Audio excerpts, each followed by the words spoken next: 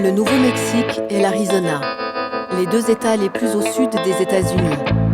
Les territoires de la légende du Far West, de grands espaces et des paysages sauvages. Une nature rude et austère.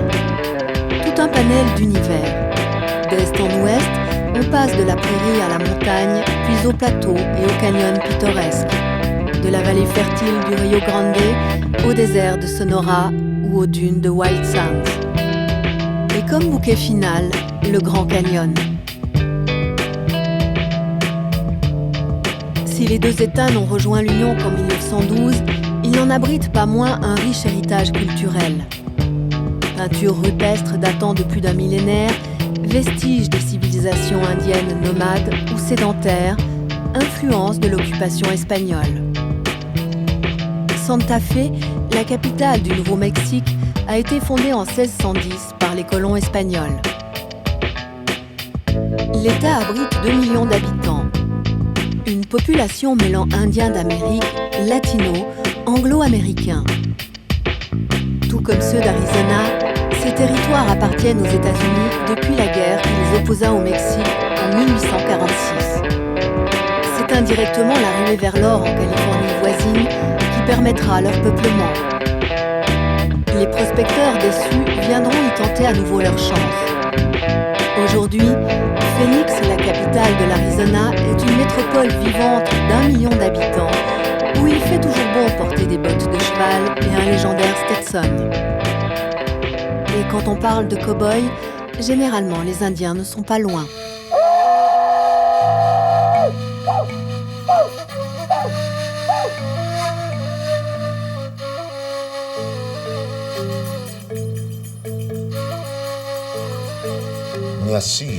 Je m'appelle James Ukwala.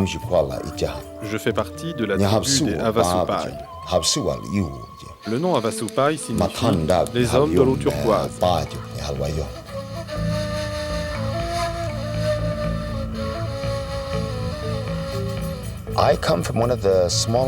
Je viens de l'une des plus petites tribus du sud-ouest. Elle ne compte plus que 625 individus. Elle est originaire d'une des régions les plus reculées du pays, du fin fond du Grand Canyon. Nous avons conservé très présents nos croyances et nos cérémonies traditionnelles.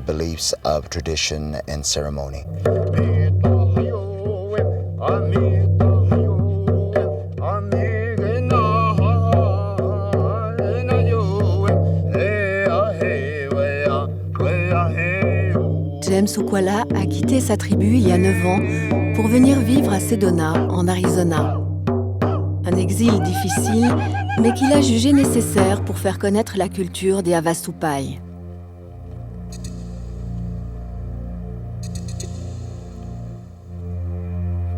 Sedona a toujours été pour les Indiens un lieu très puissant, spirituel. Les guérisseurs sont toujours venus à Sedona, le pays de la roche rouge. Ils lui ont donné un nombre incalculable de noms. Ici, il y avait différents clans, des guérisseurs, des sorciers. Un excellent point de rencontre pour tous et un excellent lieu de commerce. Mais aussi un lieu que les Indiens ont tout simplement appelé un pays beau.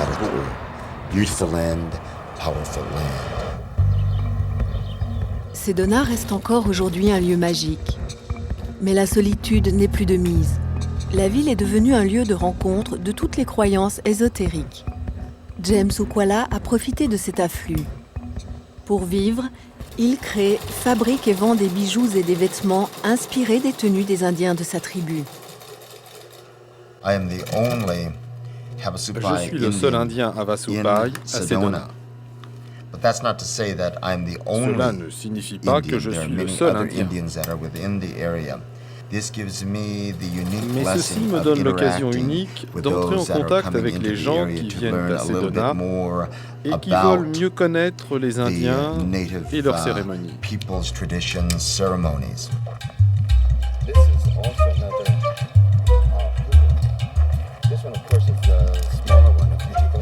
Pour satisfaire leur curiosité, il les guide sur les chemins de Boynton Canyon. là où les sages des tribus venaient à la rencontre des esprits.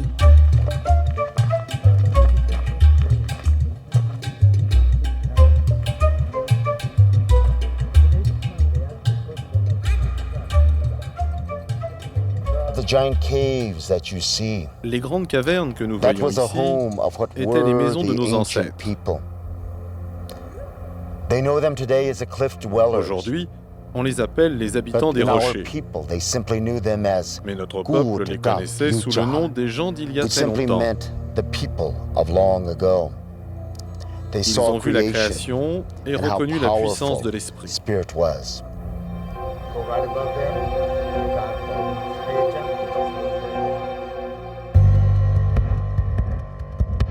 La voix de James Ukwala ranime le passé majestueux de ses ancêtres et de ses montagnes spectaculaires. Un historien d'un nouveau genre qui tente aussi de transmettre un peu de la sagesse de sa tribu.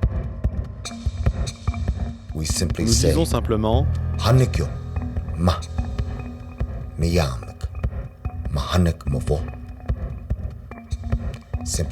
ce qui signifie c'était bien d'arriver ensemble. C'était bien d'échanger nos expériences et que ton chemin te mène dans la bonne direction.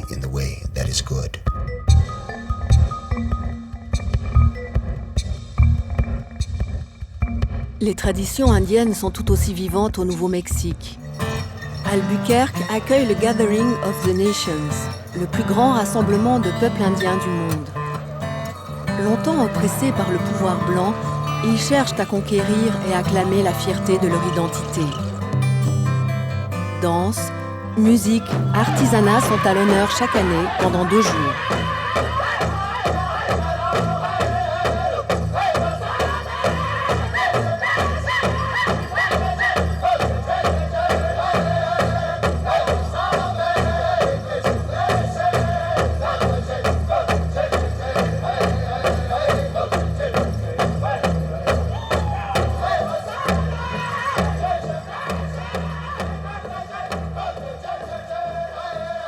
Dans la réserve de White Mountain, en Arizona, les Apaches ont su adroitement mêler vie traditionnelle et monde moderne.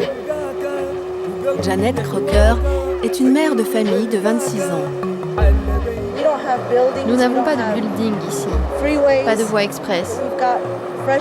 Nous avons de l'air pur, de l'eau, des oiseaux et des papillons. Nous avons quelque chose d'inestimable. Si les costumes ont changé, la philosophie de vie reste la même. Les rivières et les lacs regorgent de poissons, les chevaux sauvages et les élans galopent toujours dans la prairie.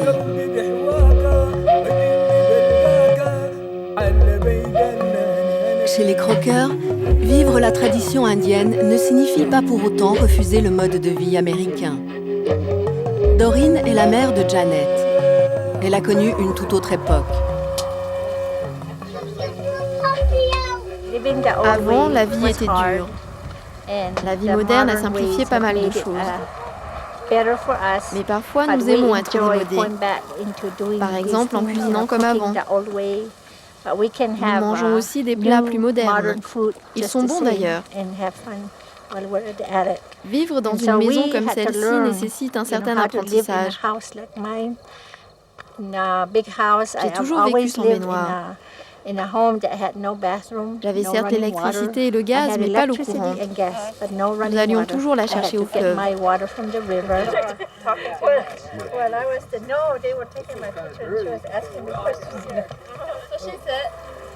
Les Apaches ont su profiter adroitement de la législation. Ils ont créé un casino dans la réserve. Partout ailleurs en Arizona, les jeux de hasard sont interdits.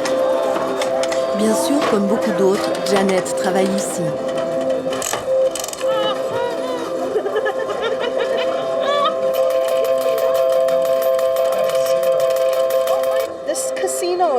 Le casino appartient à la tribu Apache des White Mountains. C'est très sympa de travailler ici.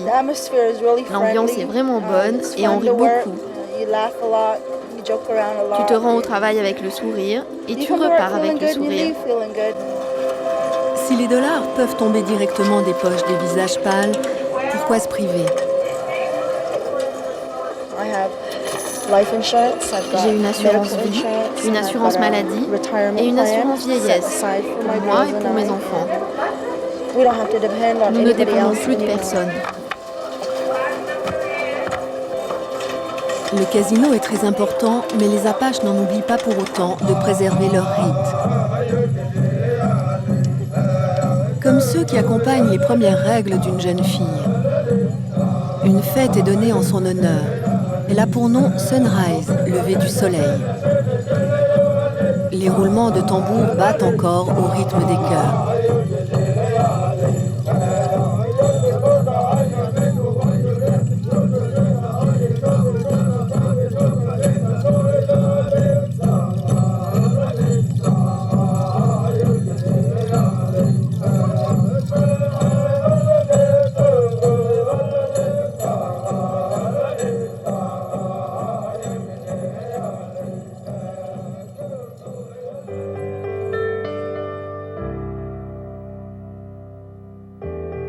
La culture indienne a également imprégné le style architectural des habitations, et notamment au Nouveau-Mexique.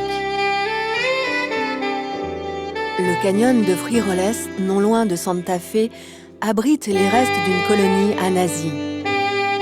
Ils ont inventé les villages pueblos et leur construction caractéristique en briques de terre crue.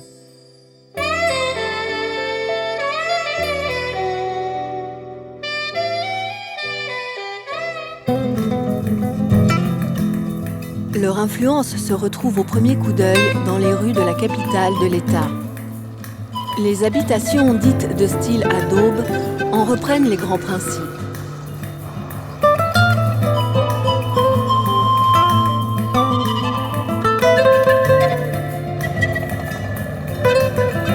C'est la seule ville des États-Unis où des directives très réglementées en matière d'urbanisme ont su imposer ce style unique.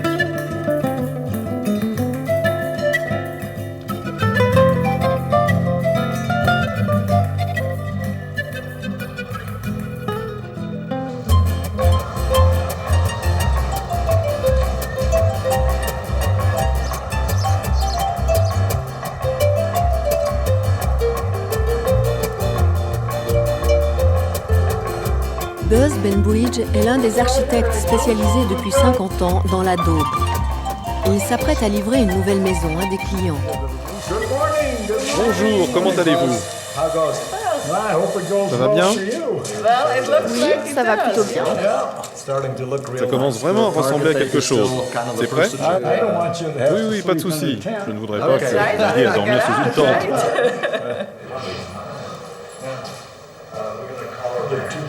Dans la maison, les volumes, les matériaux et les couleurs sont directement empruntés à ceux des habitations traditionnelles.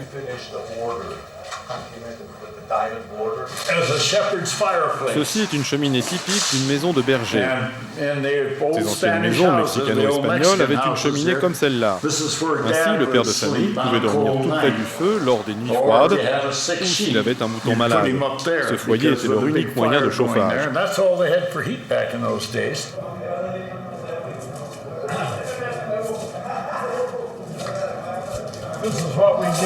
Et pour qu'on puisse toujours se souvenir qu'il s'agit d'une maison en adobe, voilà ce qu'on a fait. Les grands principes de la fabrication des briques adobe ont très peu changé à travers les siècles. Seule différence, des machines servent de nos jours à mélanger la boue d'argile et la paille. La mise en forme se fait toujours dans des moules traditionnels.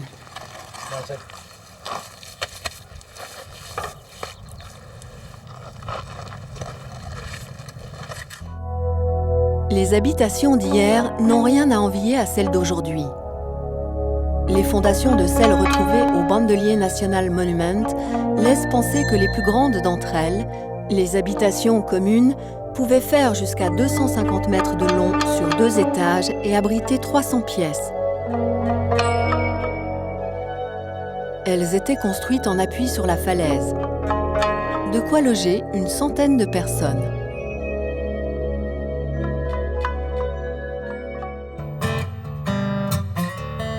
Mais il n'y en a pas que pour les Indiens. Le mythe des cow-boys et des plus grands desperados blancs est tout aussi choyé.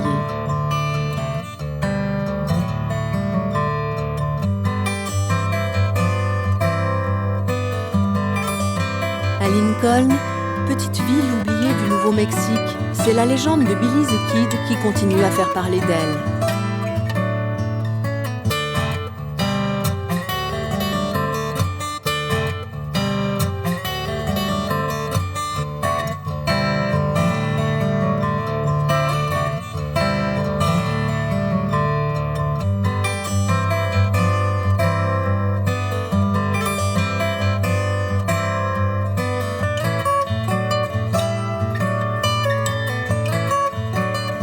Un musée a même été élevé à la gloire du jeune gangster qui trouva la mort dans un ultime combat face au shérif Pat Garrett. Ses bottes et son colt y sont conservés comme des reliques. Des reconstitutions sont également orchestrées dans la campagne environnante. Le recrutement de Billy s'est fait un peu par hasard.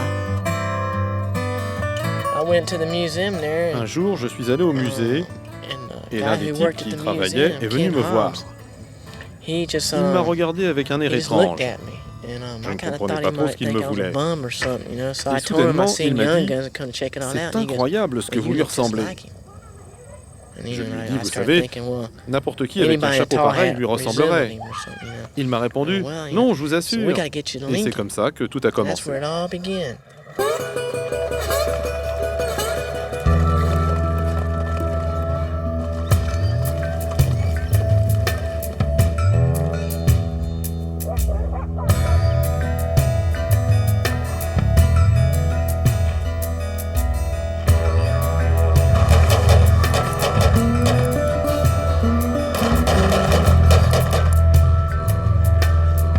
La nostalgie de cette époque violente fait désormais partie de l'histoire américaine.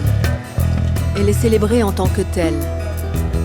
Il ne faut pas grand-chose pour que les visiteurs se transforment en cow-boys, toujours prêts à dégainer, en trappeurs, en jeunes filles légères des saloons ou en grandes dames distinguées.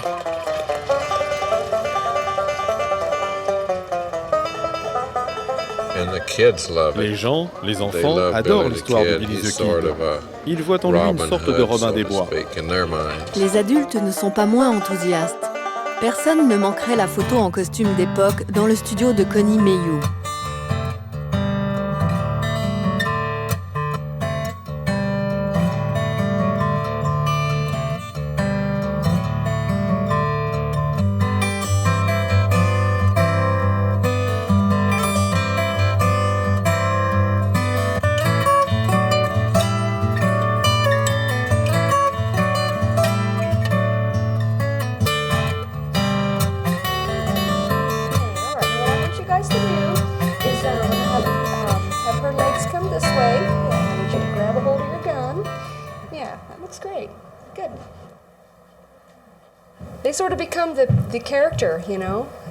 Les gens ici sont vraiment amusants.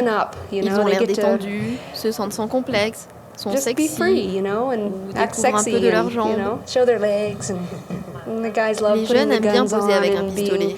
Ils se prennent pour Billy the Kid ou Wilder. Yes, ma'am. There we go.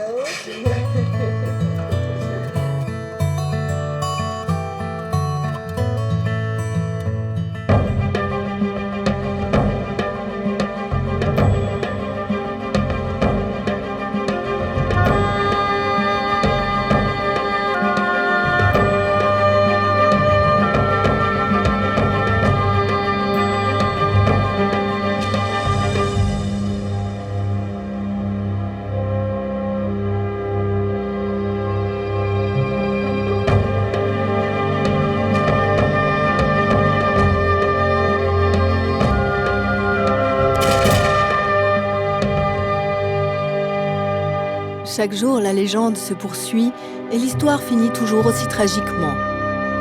À 21 ans, Henry McCarthy, alias Billy the Kid, tombe sous les balles de Garrett.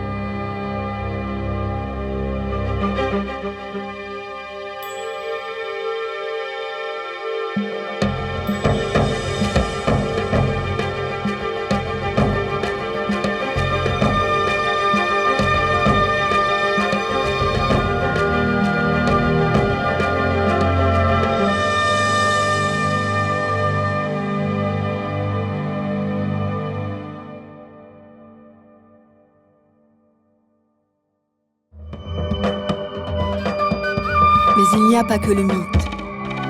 En Arizona, on trouve encore de vrais cow-boys, des passionnés de chevaux qui élèvent leurs troupeaux en pleine nature, comme Billy Wilkbank. Dans sa famille, il est la 3e génération à exercer ce métier. Son ranch se situe à Beaver Creek, dans l'ouest de l'État.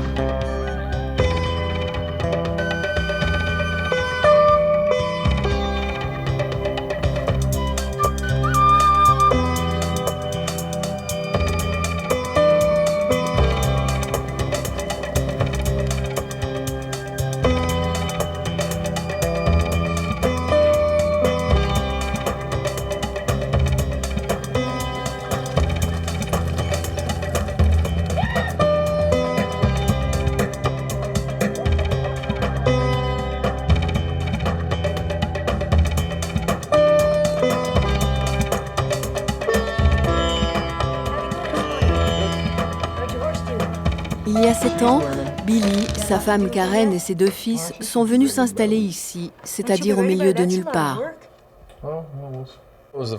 C'était notre première année de mariage. Ça passait ou ça cassait. Karen a été d'une grande aide. Elle en savait beaucoup sur la survie, même si ce n'était pas de la survie à proprement parler. Ce fut le plus bel hiver de notre vie. Nous sommes une famille si unie. Le téléphone et les autres appareils du même genre ne nous manquent absolument pas. C'est merveilleux.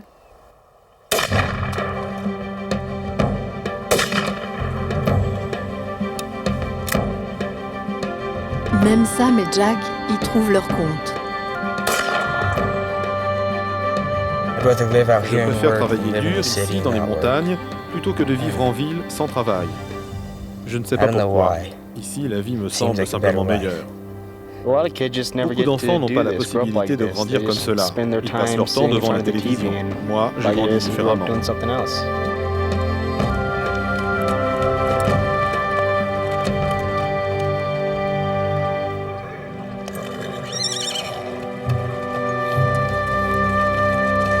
Les cours ont lieu à la maison. Pour la partie pratique, c'est leur père qui s'en charge. Devenir un vrai cow-boy ne s'apprend que sur le tas.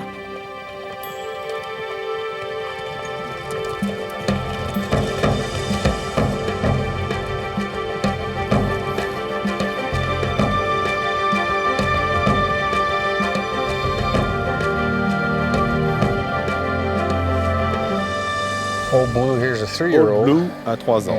Cela fait longtemps qu'il n'a pas côtoyé des hommes. Il n'a jamais été monté et j'essaie simplement de le faire venir avec moi. Il n'aime pas beaucoup être dirigé.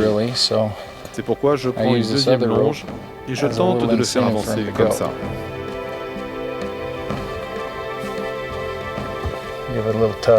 Je le tire un peu pour qu'il fasse ce que je veux.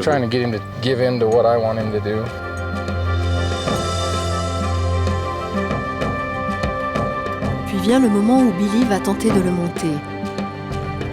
Les préparatifs sont lents pour ne pas effrayer l'animal. Le dressage peut durer des jours, parfois des semaines.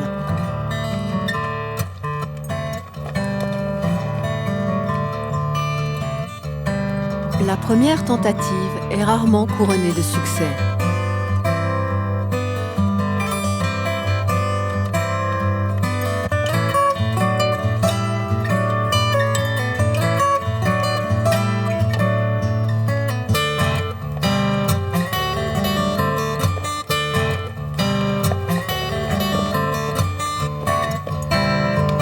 Mais cette fois, après quelques minutes de résistance, l'animal se laisse amadouer.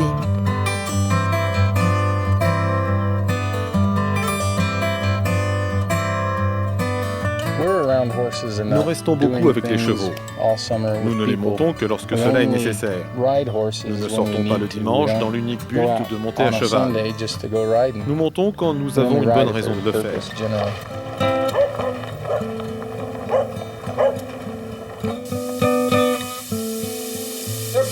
À Beaver Creek, le travail ne cesse jamais.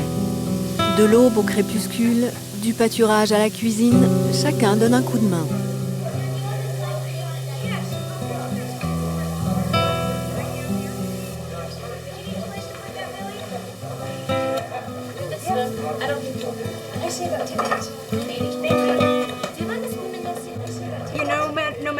Peu importe si je dois travailler dur tous les jours, je suis très heureuse.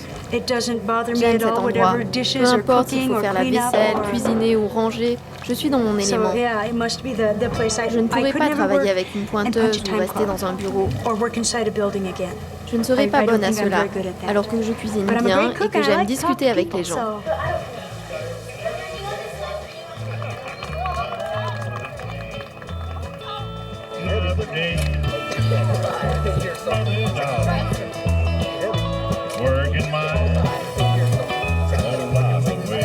Ce soir, Billy et Karen fêtent leur 8e anniversaire de mariage. Et comme chaque année, ils fêtent aussi la réalisation de leur rêve américain, vivre dans leur propre ranch.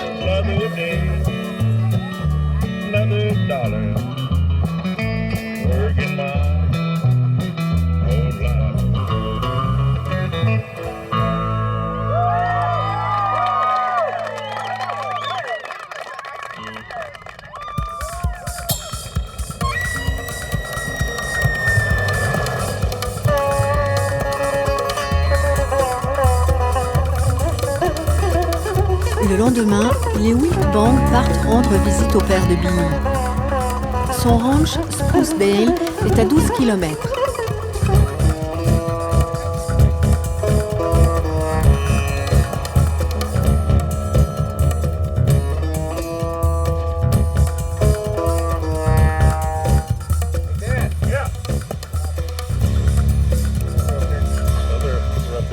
Il a été construit en 1941. Aujourd'hui, l'élevage du bétail ne permet plus à Elmer Wiltbank de vivre correctement. Il a dû miser sur le tourisme. Désormais, la ferme fait également chambre d'hôte.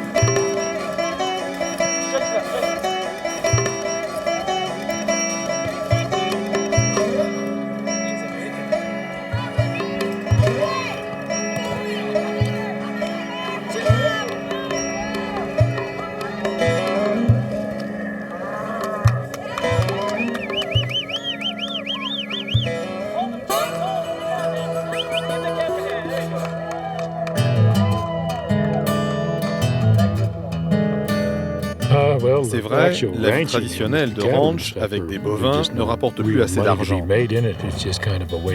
On ne peut plus en vivre. Les restrictions du gouvernement nous ont rendu la vie difficile. Cela ne vaut plus le coup. Mais nous l'aimons, cette vie. Et nous accueillons également des gens pour qu'ils puissent connaître le goût de l'Ouest américain.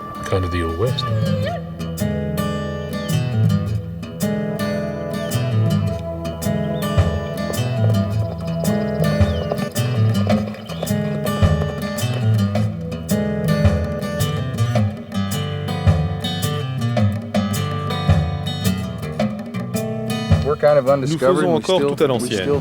C'est un peu rude et pas toujours confortable, mais c'est comme ça que nous aimons cette vie. Et c'est comme ça que nous la vivons. C'est la seule chose que nous connaissons.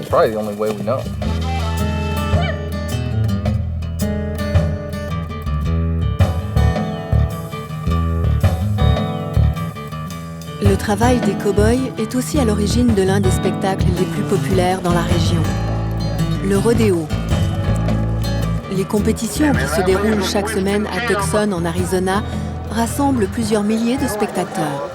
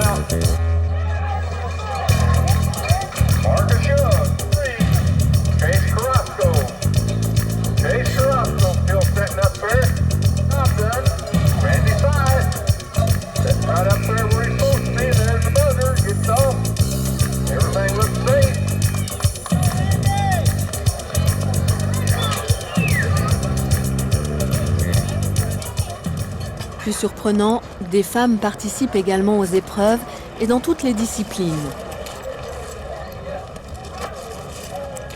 Candy Bell est âgée de 41 ans. Elle monte des taureaux et des chevaux sauvages depuis bientôt 10 ans.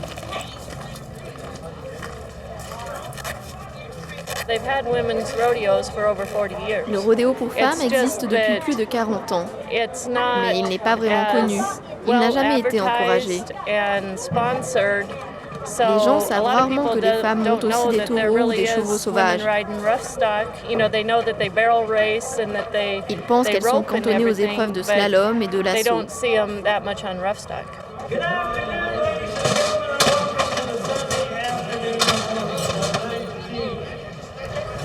Le bronc riding consiste à monter et à rester sur un cheval sauvage le plus longtemps possible. Les scores tiennent aussi compte du style du cavalier. Les montures sont tirées au hasard pour chacun des concurrents. La volonté est essentielle pour gagner, mais un peu de chance dans le tirage au sort a également son importance.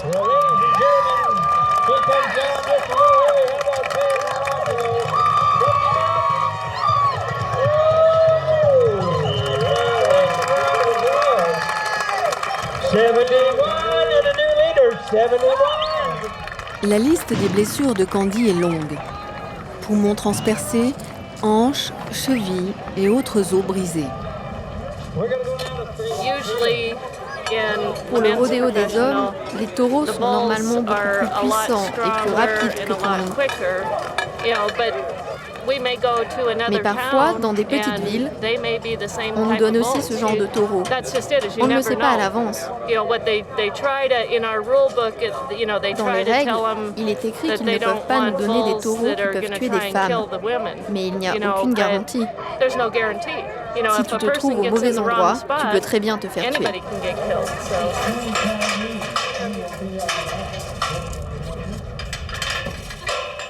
La monte de taureau est la discipline reine du rodéo, la plus difficile et la plus spectaculaire. Les bêtes pèsent en général près d'une tonne.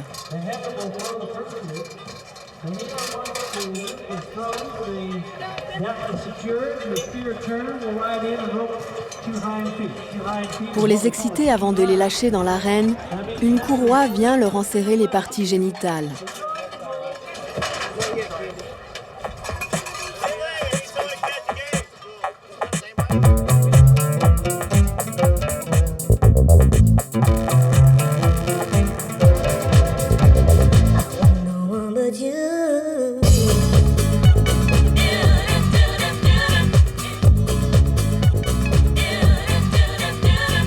Pour que le round soit noté, la cavalière doit rester au minimum 6 secondes en selle, 8 secondes pour les hommes.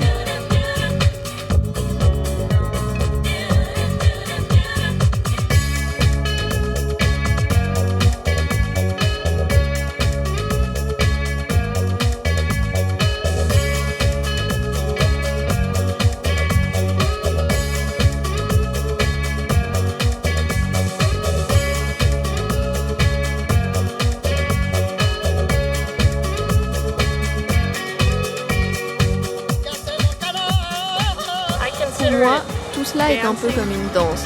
Quand je peux rester assez longtemps sur l'animal et que je peux le suivre un bon moment comme un partenaire de danse, alors c'est pour moi une bonne sortie. La question n'est pas de perdre ou de gagner, mais plutôt de donner le meilleur de soi-même. Cette fois, Candy remporte la 3e place et un chèque de l'équivalent de 300 €.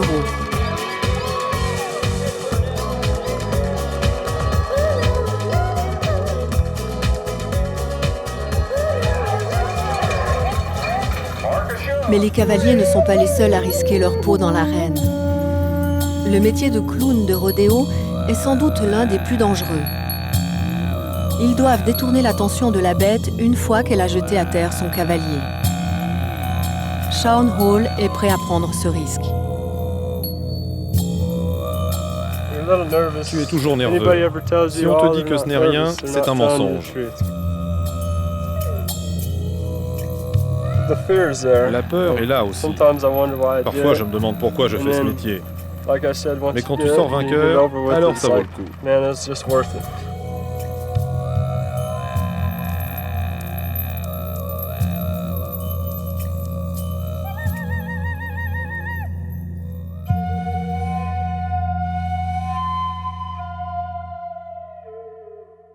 Quand on regarde ces animaux comme ça, on ne sait pas comment les taureaux réagiront. Quand tu les vois là, ils ont tous l'air dangereux. Mais on ne peut pas savoir ce que fera chaque taureau. Chaque fois, c'est différent. Parfois, il sort et il court. Une autre fois, il est docile comme un ours en peluche.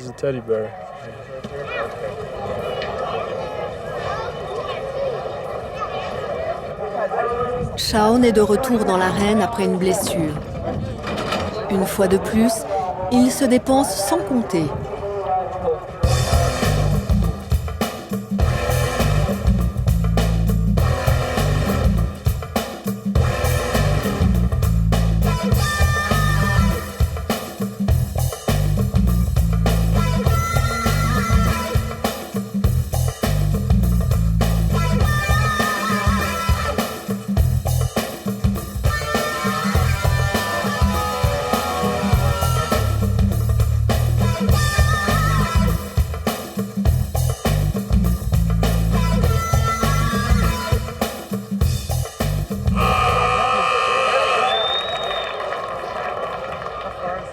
C'est la première fois en 3 mois que je reviens.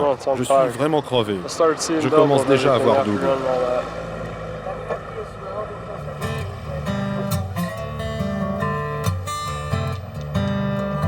Pour un rodéo comme ça, j'empoche entre 75 et 100 $ par jour. S'il a une allure de clown, le métier de Shaun n'est pas vraiment drôle. Le danger est omniprésent et la reconnaissance pas toujours à la hauteur. Chris fait souvent équipe avec lui. À chaque fois, tu te retrouves face à un taureau et tu te prends un coup pour quelqu'un que tu ne connais même pas, dont tu ne sais même pas le nom. Je crois que c'est encore plus dur que d'être soi-même sur le taureau. Après l'effort, le réconfort. C'est une tradition familiale, c'est dans le sang. Mon père a monté des taureaux pendant 32 ans. Et je veux que ça continue. Je veux que mes enfants suivent aussi cette voie.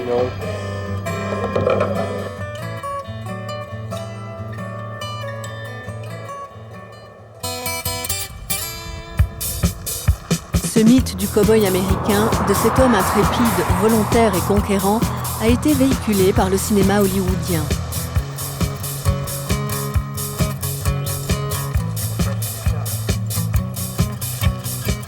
L'une de ses stars, Shirley MacLaine, s'est installée près d'Abiquiu, au Nouveau-Mexique, à proximité du Ghost Ranch. Une ferme au milieu des montagnes qui a servi de décor à de nombreux films. C'est vraiment un endroit extraordinaire ici. Dans cette région, on peut vraiment tourner n'importe quel film, sauf peut-être 20 000 lieues sous les mers ou Titanic. Pas mal de films ont été tournés ici. La vie, l'amour, les vaches, Portée disparue, Les aventuriers de l'Arche perdue, White Earp. C'est un western. Beaucoup de gens qui viennent tourner des films ici s'achètent une résidence secondaire. Quand ils se retrouvent ici et qu'ils sentent l'énergie qui traverse tout, c'est le déclencheur. C'est d'ailleurs la raison pour laquelle moi je ne pars pas. Oui, à la fin d'une longue journée, on peut s'asseoir dans un paysage calme, magique, beau, paisible et serein. D'ailleurs, les habitants ici sont pareils. Moi, j'ai remarqué que quand je suis ici, ou partout ailleurs dans le nord du Nouveau-Mexique, je réfléchis beaucoup mieux. J'ai plus d'idées, plus de solutions à mes problèmes. Je pense que ce sont peut-être les anciens temps qui reviennent et qui me parlent. Le temps où les choses étaient plus simples et certainement plus claires. Je crois que la Terre a une connaissance plus profonde que la nôtre. Elle parle avec une sagesse qui vient d'un autre temps, un temps avant la civilisation. C'est un lieu magique.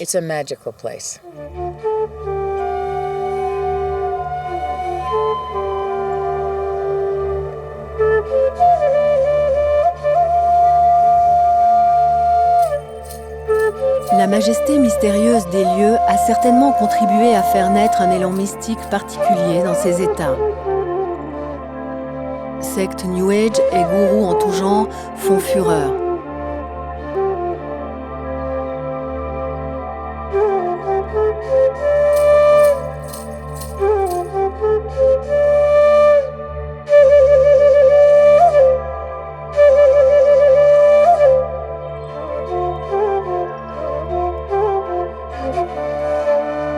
Chris Griscom a fondé il y a 18 ans le Light Institute, l'Institut de la Lumière. Il est implanté à Galisteo, près de Santa Fe.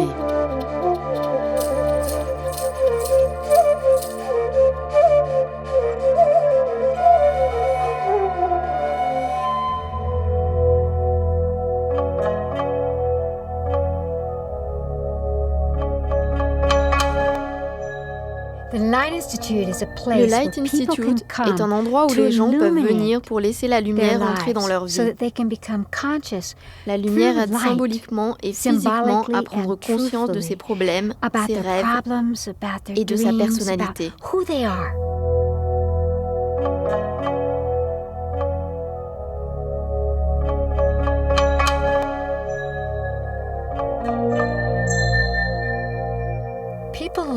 Les personnes apprennent ici à entrer en contact avec leur voix intérieure.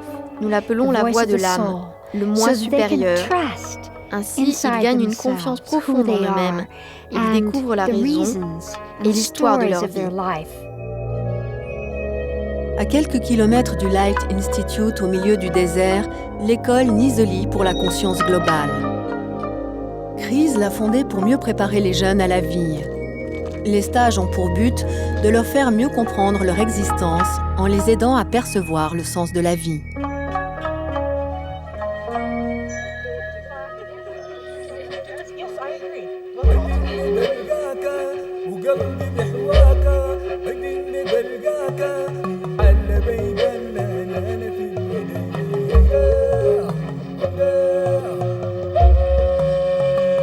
Les stagiaires apprennent aussi à faire confiance aux autres, à se faire confiance, à renforcer leur énergie, leur pouvoir de concentration.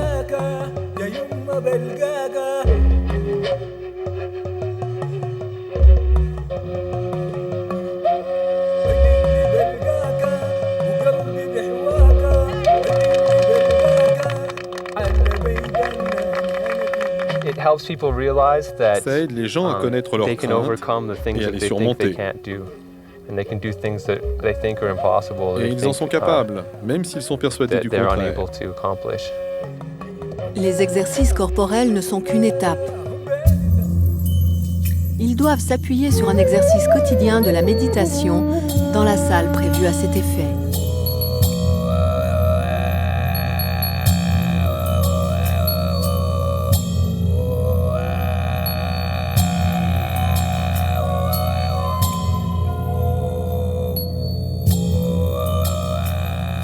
Maintenant, fermez les yeux, prenez une grande inspiration, puis dites « Je médite ».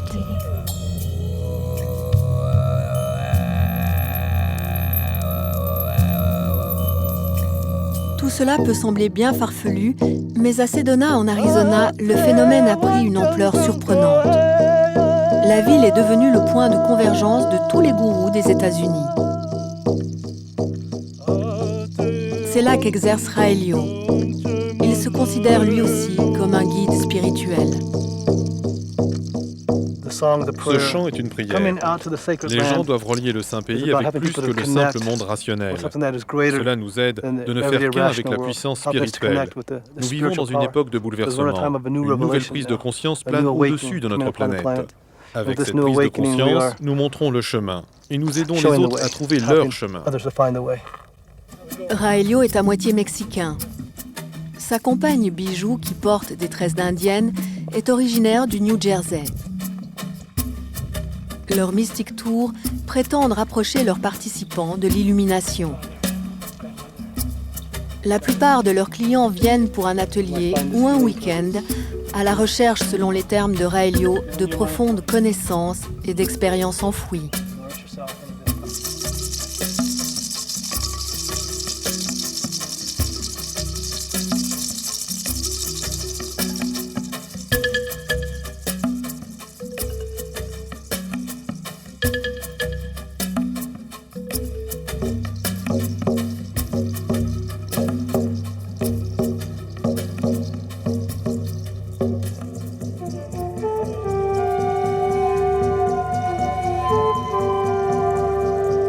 Ce qui est intéressant, c'est que le tambour battait à la place de mon cœur.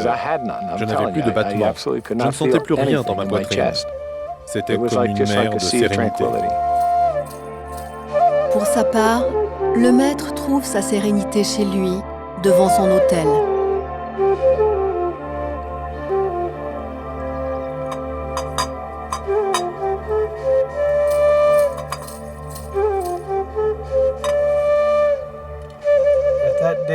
Le jour de mon arrivée à Sedona, je me suis plongé dans un sommeil de méditation. Pendant que je méditais, une flamme brûlait sur mon front. C'était une flamme froide et elle brûlait au milieu de mon esprit. Mes pensées se sont ouvertes et les maîtres ont commencé à me parler. Quand j'étais petit, ils m'avaient contacté déjà à plusieurs reprises.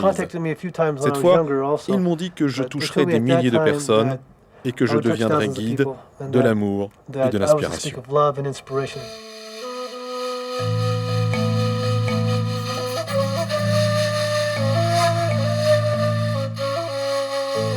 L'image de Babaji, son gourou, lui rappelle toujours sa mission.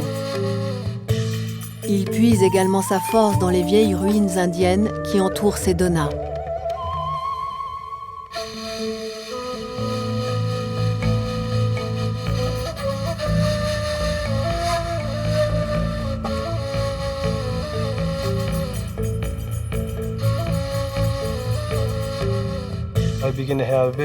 J'ai eu des visions des esprits des anciens Indiens, des anciens êtres vivants. Ils ont été une grande source d'inspiration et de fascination. Ils venaient des montagnes, des nuages, du Grand Canyon. Ils me sont apparus ici, dans cette région. Décidément, l'Arizona et le Nouveau-Mexique sont loin d'avoir révélé tous leurs secrets.